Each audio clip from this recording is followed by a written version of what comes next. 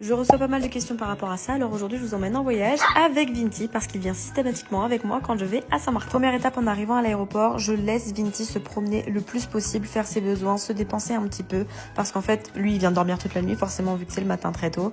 Donc je laisse faire tout ce dont il a besoin, ça prend un peu de temps et dès qu'il fait cette pause là, je suis sauvée guys, ça veut dire qu'il fait la grosse commission qui est très petite chez lui évidemment. Il est temps d'aller s'enregistrer, de passer les contrôles, alors retour dans le sac pour le monsieur. Vinti adore son sac de voyage, je sais que chez certains c'est un sujet, il le déteste, mais pour le coup il a aucun problème, au contraire. Pour l'enregistrement, il faut que vous vous rendiez à un guichet qui est bien spécifique, en tout cas avec Air Caraïbes, c'est là que tu vas présenter du coup le passeport du chien. C'est donc à ce moment là que l'agent d'escale va bien vérifier que tous les vaccins sont à jour, que tout est en règle, et on peut aussi vous demander un certificat de bonne santé, et ça peut coûter très cher chez le vétérinaire. Moi là j'ai payé 100 € par exemple.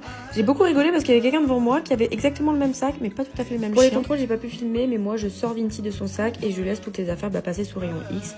Il est temps d'embarquer et alors là moi je vais vous montrer, je fais n'importe quoi dans la vie. Il faut savoir que pour le décollage, l'atterrissage et toute la durée du vol, votre chien doit être placé dans sa cage à vos pieds. Mais regardez-moi bien, pour le prix que j'ai payé par rapport au ratio taille et poids, il est hors de question que mon chien passe 8 heures dans une cage. En effet, c'est complètement interdit. Je vais peut-être avoir des problèmes après cette vidéo. Mais Vinti, une fois qu'on a décollé, que les hublots sont fermés et que les repas ont été servis, passe le plus clair de son temps, comme ça. Après, attention, je tiens à vous le préciser, mais je demande toujours à la personne qui est assise à côté de moi si ça la dérange que Vinti soit sorti de son sac.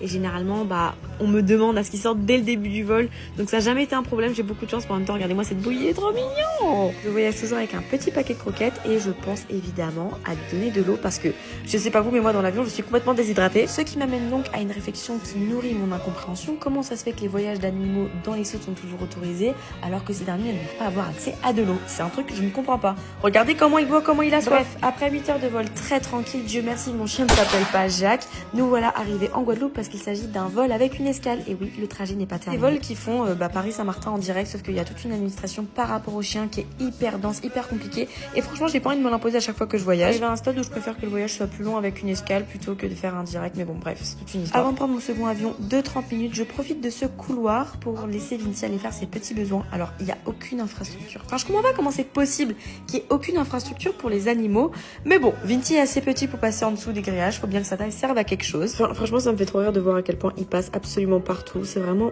un espion finalement. Bon bref, retour dans la salle d'embarquement, Vinti n'est pas réellement autorisé hors de sa petite boîte, donc je le range bien comme il faut. Et pour le féliciter d'avoir fait un vol aussi chill, je lui donne quelques bonbons, regardez. Une caresse anti-aise plus tard, il est temps d'aller sur le tarmac et d'embarquer pour notre dernier vol de la journée. Comme je vous ai dit, ça dure 30 minutes. Et nous voilà arrivés à la maison. Vinti adore les chats de ma meilleure amie. C'est des énormes Maine Coon, c'est hyper drôle d'avoir un chien aussi rikiki et des chats aussi gros. Ils voulaient trop manger leur pâté, du coup je l'ai enlevé. Il va se prendre un coup de patte même si ça dort tous et qu'ils jouent toute la journée ensemble. Il est temps d'aller faire dodo et voici notre journée du lendemain. Franchement c'est le rêve et un paradis avec son chien. Voilà les girls, bisous.